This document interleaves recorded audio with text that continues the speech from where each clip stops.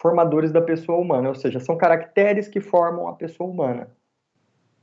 Então, conjunto de caracteres. Que caracteres são esses? É a ética que a pessoa tem, é a sua formação religiosa, a sua formação social, é a formação educacional que ela tem, é o caráter, o que mais? A moral. São todas essas junções de coisas que formam a personalidade de uma pessoa. Professor, e ela é imutável? Não, ela muda. Personalidade pode mudar. Boa noite, Parma. Por que ela pode mudar? Porque com o decorrer do tempo, as pessoas inteligentes, né? Elas vão verificando e se adequando com o meio que ela vive. Boa noite, Karina. Né? Então, o que nós temos? Nós temos essa possibilidade de mudança de personalidade. Vamos pegar alguém que nasceu num meio muito religioso, lá na frente ele descobre que ele não tem identidade para aquilo. Pode mudar a personalidade. E a personalidade ela está ligada exatamente com essa possibilidade de ela ter direitos e obrigações. Então, quando a lei diz que a personalidade inicia com o nascimento com vida, eu pergunto para vocês, quando que uma pessoa nasce com vida? Não, já comentei com vocês. Quando a pessoa nasce com vida, pessoal? Ninguém sabe? Nasceu com vida. Quando que eu sei que ela está com vida? E aí, Cristiane? Porque chorou. É a primeira coisa que a gente sabe que a criança está com vida, porque chora. Tudo bem. Quem mais? Alguém quer arriscar? Ai, meu Deus. O professor, gente, Pois não, a Guilherme. gente, a gente vai começar a falar coisa óbvia aqui, não vai ser nada a ver, quer ver? Mas eu penso a Não, respeito. Milena, o legal é exatamente isso, porque a gente acha que muita coisa é óbvio. E, assim, quem não estuda direito, como eu não estudo as outras áreas, né, muita coisa que a gente parece que conhece, a gente vê que a gente não conhece, ou pelo menos não sabe corretamente o que significa. Então, a Cristiane brincou, falou, professor, a neném que chora, né? Aí a Larissa já falou ali, ó, quando respira. Por quê? Também falei respirando, é isso que eu acho também, igual a Larissa. É exatamente isso. Por que respira? Porque é a partir do momento que ela respirou. Então, Natália, batimentos cardíacos, eu acho que está tudo interligado com a respiração. Ela respirou, parece que tem um batimento cardíaco, e, enfim. Mas eu não sei por que os médicos disseram que é com a respiração. Até tem um exame que chama dosimasia de Galeno. Isso aprendi quando eu fiz medicina legal lá há 40 anos atrás, como diz o outro. E aí o médico explicou para nós que tira o pulmãozinho da criança, coloca numa bacinha com água para ver se ele flutua. Porque se flutuar, ele nasceu com vida. E se ele não flutuar, é porque ele nasceu morto, é um natimorto. Boa noite. Imagina, Bruna, seja bem-vinda.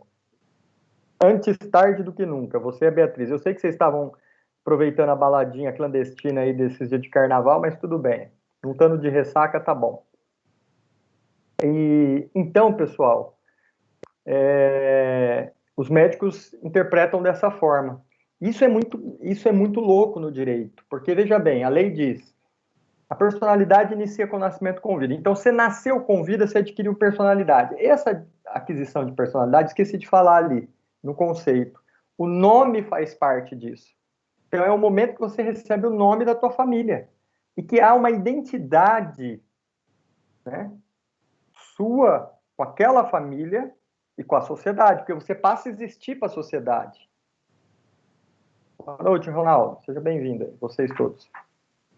Você passa a ter uma relação com a sociedade. E aí, ó, continuando, né? Personalidade inicia com o nascimento com vida. Então, vocês já acertaram aí que o nascimento com vida é quando respira, beleza? Mas a lei põe a salvo desde a concepção, né? Lembrar que concepção é o momento, né? Aula de biologia. Quando que ocorre a concepção, pessoal?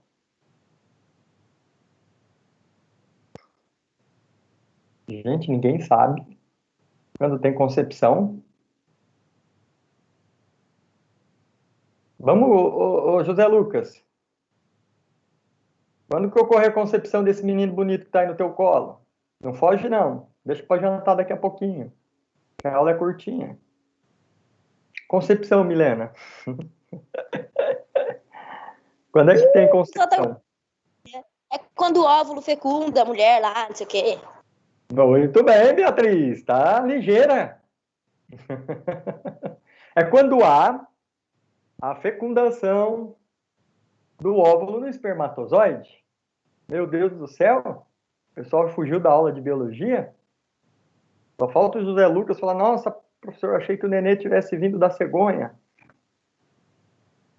Bom, isso pode ser, aí a Larissa já completa, quando tem relação sexual. Larissa, a gente não fala em direito relação sexual. A gente fala conjunção carnal. Então, se você um dia for sair com algum advogado, ele falou, olha, Larissa, vamos dar uma volta, depois a gente pode ter uma conjunção carnal, você já sabe o que que é. Aí você já está esperta. Conjunção carnal. Pode ser por conjunção carnal, portanto, vias naturais, como pode ser fecundação in vitro. Aquela que é feita lá, um monte de espermatozoide, um monte de embrião, vai colocando na mulher até esse embrião se desenvolver. Então, naquele momento que houve a concepção, e que o óvulo já está em desenvolvimento, aquele óvulo já tem direitos garantidos. Olha que interessante. Porque a lei fala, a personalidade inicia com o nascimento com vida, mas a lei põe a salvo, desde a concepção, os direitos do nascituro. Aí eu ia brincar com os colegas aqui, fecundou, constatou vida, tem direito. Na realidade, eu não sei nem se constata vida, mas eu acredito que sim, porque se o óvulo está em movimentação, acho que a partir dessa fecundação, Tiago, que se constata que houve, tecnicamente, ele já tem direito.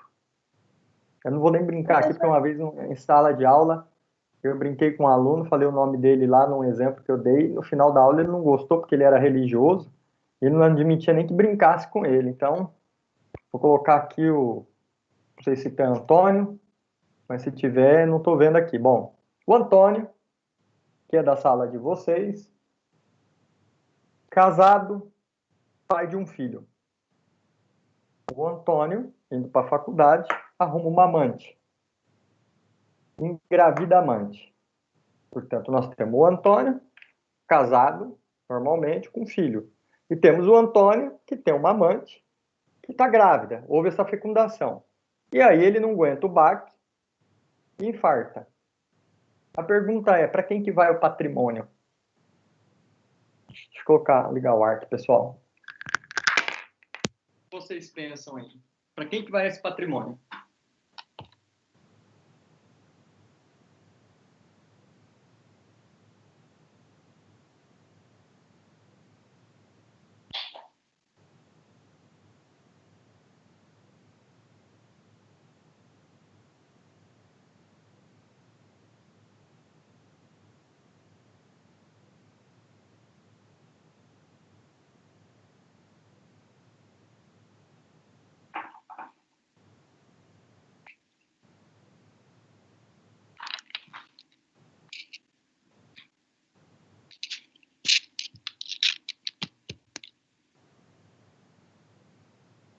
Para as duas mães e seus respectivos filhos? Não, Tiago. Os filhos e a esposa. Tecnicamente é isso, Emerson. Coitada da amante. Quem quer aguentar o cara, já é casado, tecnicamente não recebe nada. Vai para a esposa. Faz coisa. Oi, Beatriz, pode falar. Eu acho certo, porque se ela faz coisa errada, ela paga o preço dela, quer ficar sem o dinheiro. Mas, Beatriz, o que ela fez de errado? Ela simplesmente amou o rapaz. Casado. Ué, são detalhes. O amor não tem barreiras. Tá entendendo? O amor não tem barreiras. Discordo. Discordo completamente. Estou de pleno acordo com a Bea.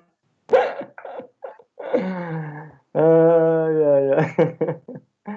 Tem aquele velho ditado que diz que burro amarrado também pasta, coitado. Já passa um sofrimento com a esposa, deixa o rapaz se divertir um pouco. Bom, mas enfim, né? É engraçado, né? Se é o contrário, o negócio fica feio, né? Agora, o burro pode pastar, mas a de tacuja não pode. Olha, Isso. Cristiane, daqui a pouco nós vamos falar um pouquinho da história disso, viu? Mas, enfim, né? Tudo bem, então concordo com vocês. Coitado, tem que ficar lá preso. Enfim. Bom, mas vamos lá. A Karina já Professor, colocou aqui. Pois não. pergunta assim, por curiosidade. Por exemplo, tem uma mulher grávida, aí vem um ladrão, rouba ela e esfaqueia a barriga dela, e os dois morrem. Ele seria acusado de homicídio duplo? Não, acho que não. Não, porque a criança ainda não vingou. Ou melhor, não nasceu, portanto ela não adquiriu personalidade. Ele pode ter um aumento de pena, mas não considerado homicídio. Não sei se eu vou estar falando besteira para você, tá? Até porque não é uma área que eu atuo. Porque não é uma área que eu atuo, mas eu acredito nisso. Professor, Pois não. eu estava até esses dias assistindo um documentário referente a isso, acho que a Natália perguntou, que ela foi lá nos Estados Unidos, né? A mulher estava grávida, aí uma amiga dela foi lá, abriu, tirou o nenê, mas daí foi muito tempo. E foi muito difícil para os policiais acharem até essa criança, colocar como desaparecido. Tiveram que fazer meio que como se fosse um furto, sabe? Um furto de feto. Porque por causa que, como ainda não tinha sido registrado o nascimento, não tinha vingado, eles não sabiam se a criança estava viva ou não, eles não pôde pegar e registrar aquilo como sequestro. Entendi. Porque, na realidade, pessoal, a legislação, óbvio, de um país muda para o outro, mas, em regra, como aqui no Brasil, e por isso, talvez, um pouco dessa dúvida, mas a personalidade da criança só adquire com o nascimento com vida. Então, quando ela ainda está gerada, está em fase de geração, né? Eu acredito que como homicídio não entra, porque nós não sabemos se essa criança, inclusive, vai vir à vida. Né? Ela vai ter vida e, portanto, vai ter personalidade. Isso é considerado um ser humano completo, como diz o outro.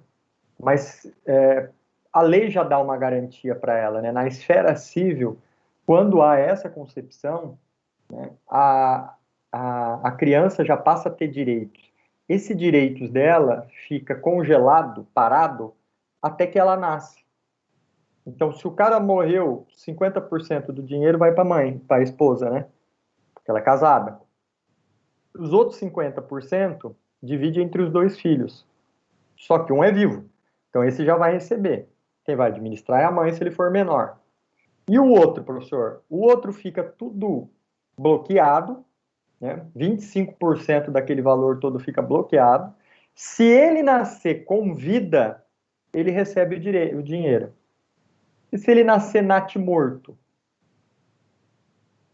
Ele não recebe o dinheiro. Por quê? Porque ele não nasceu, ele não adquiriu personalidade, ele não é reconhecido pelo Estado como um ser filho do Antônio. Professor, como é que faz para enterrar? Faz um atestado de óbito como natimorto, consta os nomes, mas para efeito praticamente de, como é que fala? De enterro. Porque ele não recebeu. E olha que interessante, se ele nasce, respirou, 2 minutos depois ele morreu, a amante recebe toda a parte dele. Se ele ficar vivo, é dele, a mãe administra. Se ele ficar vivo e morrer em seguida, todo o patrimônio vai para a mãe, esses 25%. E se ele não nascer vivo, ou seja, nascer morto, os 25% dele volta para o irmão dele. olha a importância da personalidade. Além do que, ela é dosadora do dano moral. Como assim dano moral, professor? Boa noite, Elizabeth. Ué, quando a gente sofre um dano moral, o juiz vai se basear na tua personalidade em tese para dosar o valor da tua indenização. Vocês sabiam disso? Ele vai relevar uma série de condições, né? Por exemplo, tá as 6 meninas aqui de frente para mim no Teams. Beatriz, Cristiane, Larissa, Mariane, Milena, Karina. Ah, tem a Natália e a Laís também. Xingo todo mundo. Desacato todas vocês. Todas têm direito a dano moral, professor? Todas têm direito a dano moral. Vai ser igual o valor para todo mundo? Não. Não vai ser igual o valor para todo mundo. Por quê, professor? Ah, porque uma das meninas tem uma postura mais séria, mais, como é que se diz? Ela é mais recatada, foi criada em colégio de freira, tem um tratamento todo diferenciado da família. Ah, e as outras? Ah, uma tá nem aí, a outra tá baladinha clandestina, tá não sei o quê. Oi, pode falar, Beatriz. E se ela não tem essa condição de estudar numa escola, de ter uma família, não sei o quê? Não, veja bem, eu estou colocando o seguinte, a tua formação, a condição da família colocar ou não interfere. Aqui nós estamos falando do meio que você veio. Então, se a tua família tem condições de colocar assim, obviamente, você tem uma personalidade diferente. Não é isso, pessoal, que ela estudou em colégio de freira. Por exemplo, minha mãe estudou em colégio de freira naquela época, mas porque minha avó fazia faxina no colégio. Então ela teve direito a uma bolsa. Não porque ela era rica, mas minha mãe tinha toda uma formação diferenciada, inclusive dos meus tios. Falava em latim, falava francês, sabia escrever muito bem, virou professora, porque teve uma bolsa da minha avó. Conseguiu. Essa não é a questão, até porque você pode ter no meio de uma pessoa muito humilde, mas que a mãe seja fervorosa, tenha uma criação muito rigorosa. O que eu quero dizer é que o meio que você vem influencia nessa formação da personalidade. Porque nós também temos filho de gente muito rica, que os pais não estão nem aí, a pessoa é uma desmiolada. Então, para ela, um xingamento desse é praticamente nada. Ah, professor, minhas amigas me xingam, meus amigos me xingam, eu não estou nem aí com nada. Mas se eu ganhar um dinheirinho aí, eu vou aproveitar para tomar cerveja. Essa é a questão. Até que ponto cada ofensa abala a tua personalidade? Né? Até que ponto a tua ofensa... Eu estava falando para vocês, mas quando eu fiz essa brincadeira em sala de aula, eu brinquei com um menino que era evangélico, casado, e que ele não admitiu de eu brincar com ele, de colocar ele como tendo uma amante. Então, e ele é um menino humilde. E aí eu fiquei assim meio pasmo, porque eu falei, vou fazer uma brincadeira aqui. E ele chegou no meio de todo mundo e falou, professor, não gostei dessa brincadeira, não quero que coloque mais meu nome. Aí eu parei para pensar, falei, opa, peraí, né? Será que a pessoa não consegue discernir, né? Uma brincadeira, uma colocação sem maldade nenhuma, mais para explanar, daquela que você atinge a pessoa diretamente quando você quer atingir. Então, a personalidade, esse conjunto de caracteres que ele tem, que obviamente todos nós temos, ele vai atingir a determinado fator. Como é que o juiz vai ver isso, professor?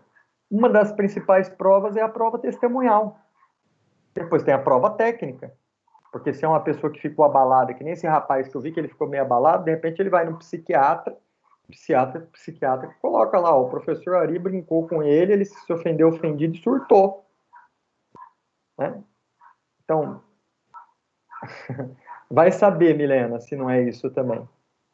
Porque, assim, é uma brincadeira que não era uma brincadeira jocosa, uma brincadeira que colocaria ele em situação desconfortável, sei lá. Depois eu fiquei analisando, falei, nossa, será que eu fui tão infeliz assim na minha colocação? Né? Então, 20 anos que eu dou aula, brinco, nunca tive esse tipo de comportamento por parte de aluno, ainda mais um aluno de curso universitário, que pressupõe-se que tem já uma formação, né? Já vem com essa formação. Mas, enfim, né? O errado estou eu, e aí hoje eu brinco. Então, essa personalidade, ela é importante. Né? Só para ilustrar isso que eu estou falando, que o direito tem algumas coisas que são muito interessantes, eu vou contar duas situações para vocês, que também estão no Código Civil. A primeira dela é a questão da comoriência. A comoriência é quando duas pessoas morrem ao mesmo tempo. Tá, professor, como é que isso acontece? Acidente. Acidente de avião, principalmente. Você não sabe quem que morreu primeiro. Então, se você tem o cara que é muito pobre, que casou com uma moça muito rica, né, isso acontece muito, ou vice-versa, e que a família não concorda, por exemplo, com o casamento. E ele vai lá de pirraça e ainda casa com comunhão universal de bens, ou seja, comunicando todo o patrimônio com ela. Está no avião, o avião cai. Como é que fica a separação do patrimônio, pessoal? O que vocês acham? Quem recebe o quê? São casados com comunhão total de bens. O patrimônio dele vai para ela.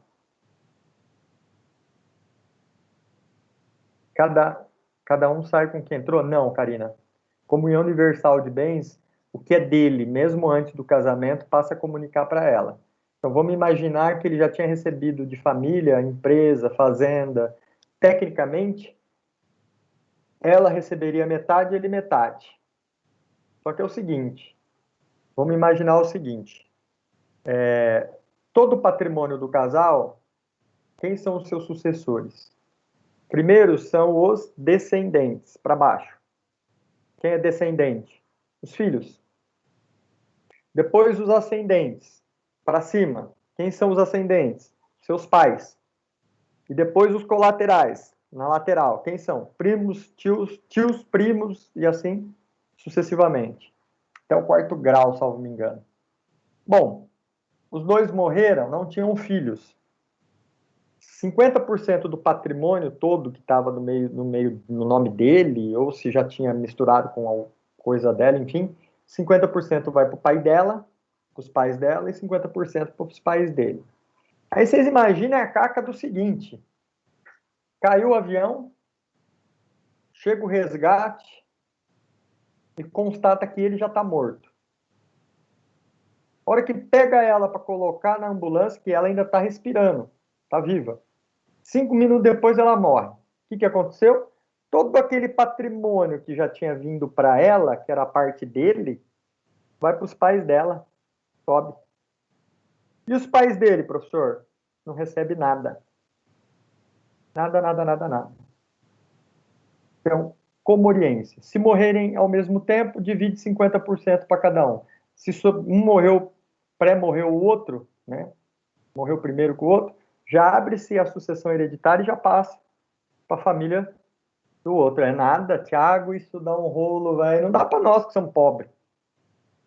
Aí fica lá com o quê? Com o cachorro, com o gato, um Fusca velho, uma casa financiada. Agora você imagina esse povo que tem grana, fazenda. Os caras ficam malucos. Corre atrás do perito técnico para falar que um morreu primeiro que o outro, para poder regularizar a sucessão. E o segundo exemplo que eu vou dar para vocês, que ocorre muito não, mas ocorre, é o chamado ausente. Pergunto para vocês, quem que é o ausente? Bom, professor, ausente é aquele que não está presente. Por exemplo, o Reinaldo. Não apareceu em uma aula minha. Vou matar ele. Não deve ter vindo hoje de novo, né? Ele emendou carnaval, emendou tudo. A Elizabeth está por aí? Ou também não apareceu hoje?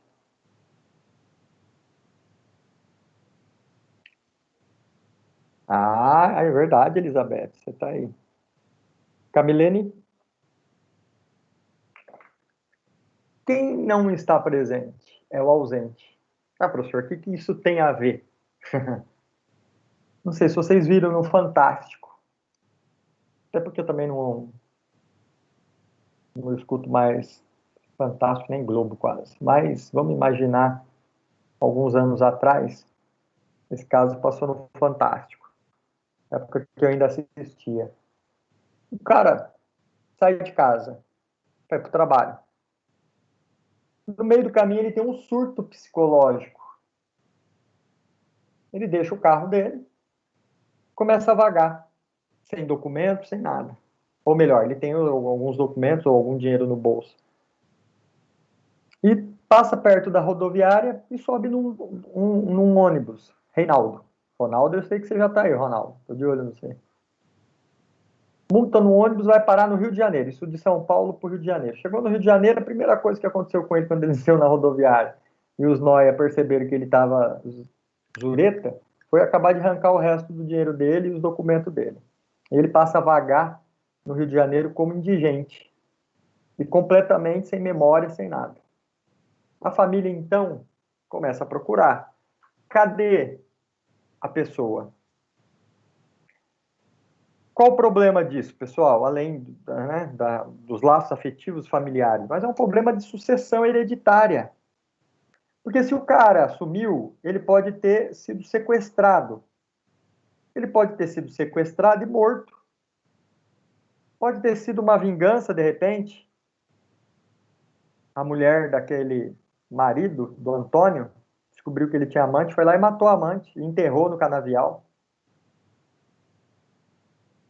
Ele pode ter feito igual o Belchior. Vazou porque estava devendo, foi parar num sítiozinho lá no Uruguai, no meio das montanhas. E ficou lá escondido. E aí? Então você imagina aquela pessoa que tem empresa, que tem grana, que precisa fazer os pagamentos, até para sustentar a família. No dia seguinte que ele some, se a mulher não tem uma conta conjunta com ele, acabou o dinheiro. Quem faz o pagamento das contas? Quem assina os cheques da empresa? Aí você tem que entrar com um processo, pedir para o juiz ser decretada a ausência dele, para que um curador seja nomeado em nome dele. E aí o curador passa a administrar aquele patrimônio, mas é estritamente ligado às necessidades. Então, se a família tinha uma retirada de 10 mil reais por mês, o curador só vai dar os 10 mil. Se tem que pagar a folha de pagamento da empresa, ele vai tirar o relativo a isso. Por quê? Porque isso vai levar em torno de 20 anos se não descobrirem que esse cara morreu. Porque aí você tem que entrar com uma série de medidas para fazer editais, publicidade, para ver se acha o cara. Não sei se vocês se lembram aquele acidente da TAM no aeroporto de Congonhas e depois o da Gol no norte do país. Muitas das pessoas que estavam ali no avião levaram anos para conseguir a certidão de óbito. Portanto, travou toda a sucessão hereditária da família.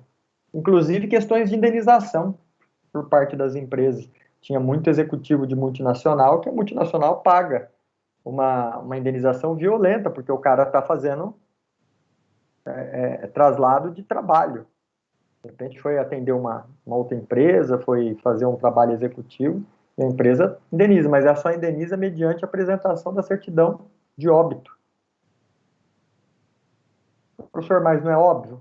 Ele não tinha passagem, ele não estava com o nome ali na lista de embarque? Em tese, sim. Mas vamos pegar aí um grande traficante de droga.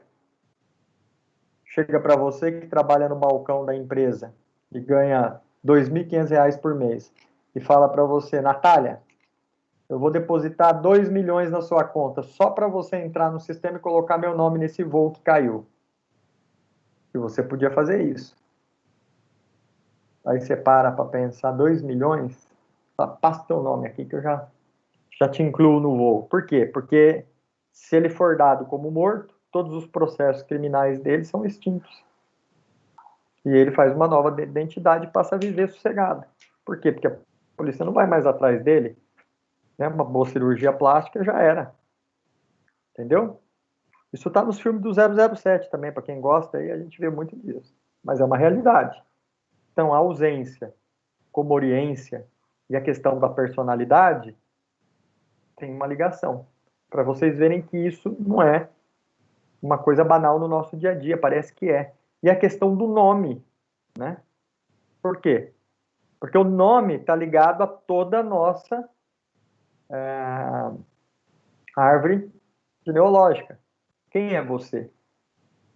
Então, a Mariane Aparecida dos Santos é descendente de italiano, de repente ela pode tirar a cidadania italiana e pode ficar com dupla nacionalidade.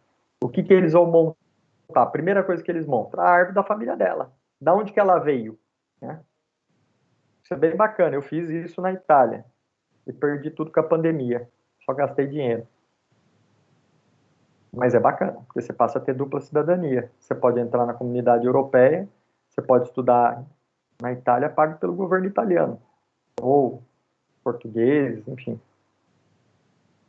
E outra, o nome é que caracteriza a sua relação familiar. Portanto, o reconhecimento por parte do Estado que você é uma pessoa que existe e tem, portanto, direitos e obrigações.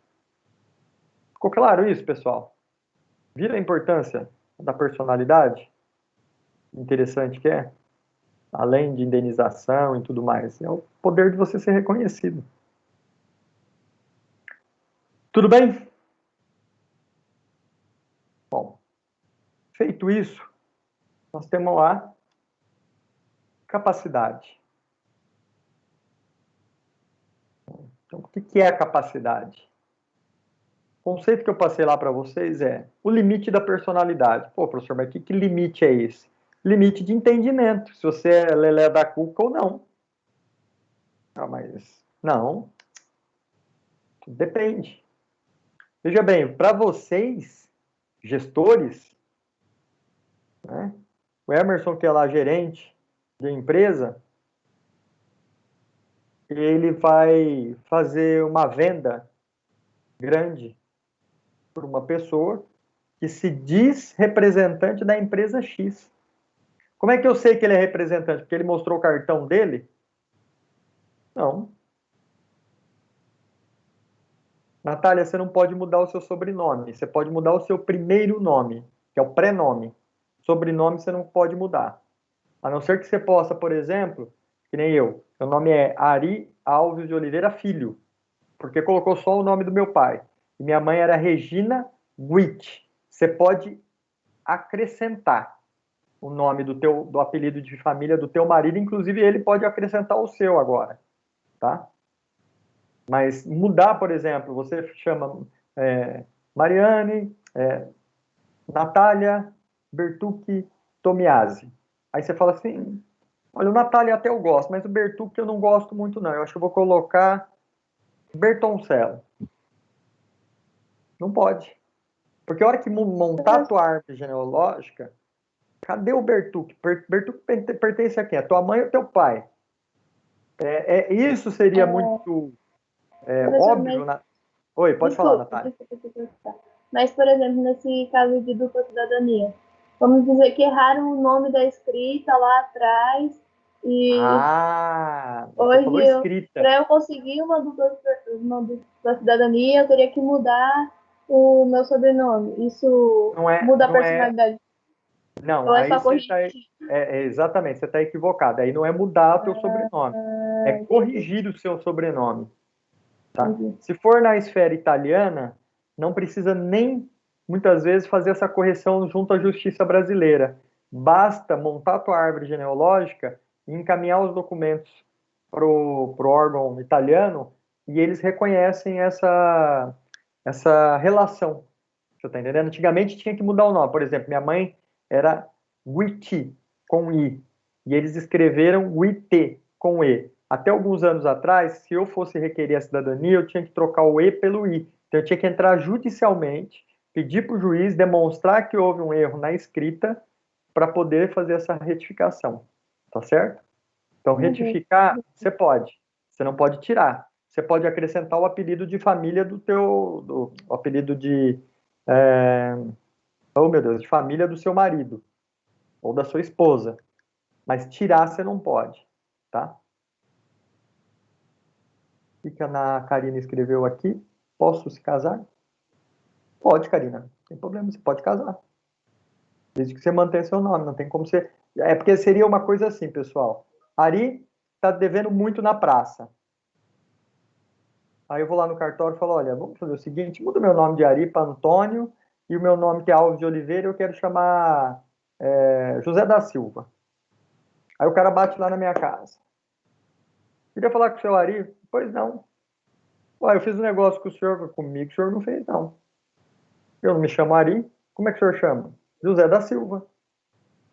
Não, eu fiz com o senhor. Não, tá aqui a minha documentação. Eu sou José da Silva, o senhor vai cobrar o Ari em outro lugar. Então, tecnicamente, seria uma coisa inviável. Karina, você pode trocar o seu sobrenome todo pelo do seu marido? Não, não pode. Você pode, por exemplo, tirar um. Então, vamos imaginar que nem o caso meu caso, Alves de Oliveira. Então, se eu fosse Guit, eu não trago o sobrenome da minha mãe, eu só trago do meu pai. Mas eu não posso tirar o Alves de Oliveira tudo. Eu poderia, por exemplo, pegar o nome da minha ex-esposa. Então, você pode acrescentar. Né? Então, qual é o teu nome? Karina de Almeida Martins Ferreira. Você pode colocar, por exemplo, Karina Alves de Oliveira Martins Ferreira. Você pode tirar o Almeida, para não ficar muito grande. Mas tirar todo o teu sobrenome, colocar o nome do sobrenome do marido, não pode, não. Tá? Apesar que está tendo umas mudanças, né? Eu vi que, por exemplo, o Estado de São Paulo o tribunal baixou uma portaria, até me surpreendi porque eu não estava a par disso, né? Que você pode, quando completa 18 anos, mudar o teu nome. O teu nome que eu digo é o pré-nome, tá? Então, se eu quiser mudar Ari para Antônio, posso. Você tem um período nesse vácuo dos 18 anos. Então, acho que é um mês depois que você completa os 18 anos, 2 meses. Você tem um período bem curto, depois só por ordem judicial. Professor, e as pessoas trans que mudam o nome de... Elas também não podem mudar sobrenome? Não, sobrenome não, Bárbara. Bárbara, eu tô velho já. Eu acho que tem hora que eu preciso aposentar. Porque esses dias fazendo chamada aí, eu chamei o nome de um, chamei o nome do outro, estava tudo trocado, eu não entendi nada, levei 3 horas para conseguir raciocinar o que estava acontecendo, né? Porque eu não tinha captado, eu chamava menina, era menino, depois chamava menino, era menina, virou como diz o outro amigo meu, virou um lelê. Mas pode, ele não pode mudar o sobrenome, tá? Sobrenome que não pode mudar. Porque o sobrenome está ligado à tua família, porque senão é isso que eu disse para vocês. Só existe um caso, na realidade 2 casos que se muda tudo. Sobrenome, nome, arranca tudo. Põe tudo novo. Quando? Adoção, proteção à testemunha. Aí muda. Inclusive certidão de nascimento, muda o nome dos avós, proteção de testemunha e adoção. Nesse caso, muda-se tudo. Tá certo? Alguma dúvida sobre isso, pessoal? Bom, vamos lá. Para encerrar, como eu estava dizendo sobre a capacidade, ela é o limite dessa personalidade. É desse entendimento, na realidade desse discernimento. Tecnicamente, hoje, a gente tem algumas coisas que a gente pode atribuir à capacidade da pessoa. Por exemplo, quando você vai tirar a carta de motorista, você faz o psicotécnico. Portanto, por ali eles já avaliam se você tem o mínimo de capacidade. E o mínimo de capacidade, ele quer dizer que você sabe discernir o que é certo e o que é errado. Dentro da sociedade, dos parâmetros sociais. Dentro daquela legislação imposta para a sociedade. Então, eu sei que eu não posso entrar à contramão, eu sei que eu não posso desacatar uma pessoa porque, de repente, vai dar danos morais, mas se eu quiser fazer isso, eu faço e arco com a responsabilidade. Eu sei. Agora tem aquela pessoa que fica lelé da cuca, né? Como diz o outro. E aí o cara, de repente, pega o antigo cartão dele da empresa e sai comprando por aí. O Emerson vai lá e faz uma venda para esse cara. Né? E ele está achando que está vendendo para o diretor executivo de uma empresa enorme, da qual, inclusive, ele fundou, só que ele não verificou na empresa e se certificou que aquela pessoa não é mais o presidente, ela está interditada, porque ela ficou lelé da cuca. E tem pessoas assim, que você conversa, você acha que a pessoa é mais lúcida do mundo, e na realidade a pessoa viaja na maionese. É interditada, tem curador. Então, o que eu tenho que fazer? Eu tenho que verificar. Por quê? Porque a capacidade da pessoa vai permitir que o negócio que você fez com ela possa se tornar certo ou errado. Ou melhor, possa ter validade ou não. Ele pode ser anulado. Essas duas condições é que determinarão, através da capacidade, se o negócio que você fez tem validade. Porque é aquele velho ditado, né, pessoal? Alguém casa para separar? Olha, ô Beatriz, nós vamos casar? Então, nós vamos casar o seguinte, né? Nós vamos casar para ficar 3 anos juntos só, tá? Depois nós já vamos separar. Aí você leva a sua vida, eu levo a minha. Então, nosso casamento já está designado para 3 anos. Ah, tá bom, pode ser. Bom, ninguém faz isso, né, pessoal? É porque na hora ali do juramento perante a igreja, você fala que você vai ficar para o resto da tua vida. Aí os percalços que ocorrem na relação, no tempo de duração da união, vão determinar se você vai continuar casado ou não. Bom, ninguém casa para separar. Ninguém monta empresa para fechar no dia seguinte. E ninguém compra para desfazer o negócio. Dificilmente você compra um carro para daqui 2 semanas falar, não quero mais. Poucas são as pessoas. Acontece, professor? Lógico que acontece, mas não é a regra. A regra é você comprar e ficar. A regra é você manter o seu negócio que foi feito.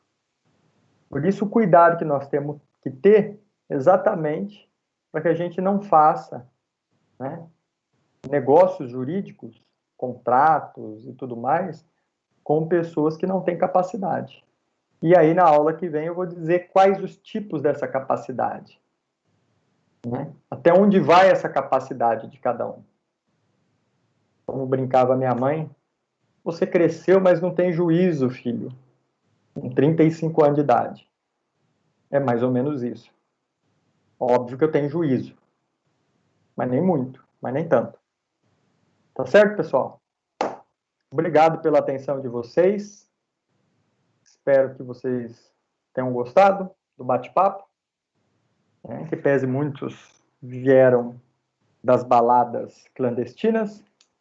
E agora eu vou encerrar aqui com a presença de quem sumiu. É um locução, é mais ou menos isso, Thiago. Boa expressão. A Ana Carolina está por aí? Foi para balada. Bárbara Cristina?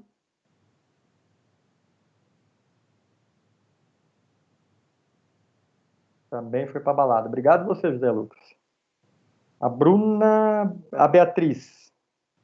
A Beatriz está aqui. Ah, você apareceu. Então é você, Beatriz, que já tem 2 faltas comigo, né? Você não some, não. É. Nada de balada clandestina. Verdade. Ah lá, em casa. tá vendo? Bruna, tá por aí? Presente, professor. Então tá jóia. Ah, Bruna é do sotaque. Pessoal, restante que eu não chamei é porque eu já coloquei presença, tá ok? Mais uma vez, obrigado pela atenção de vocês. Espero revê-los segunda-feira que vem. Né? Todo mundo recuperado aí do carnaval. Espero que vocês tenham uma excelente semana junto aos seus familiares. Muito obrigado. Boa noite.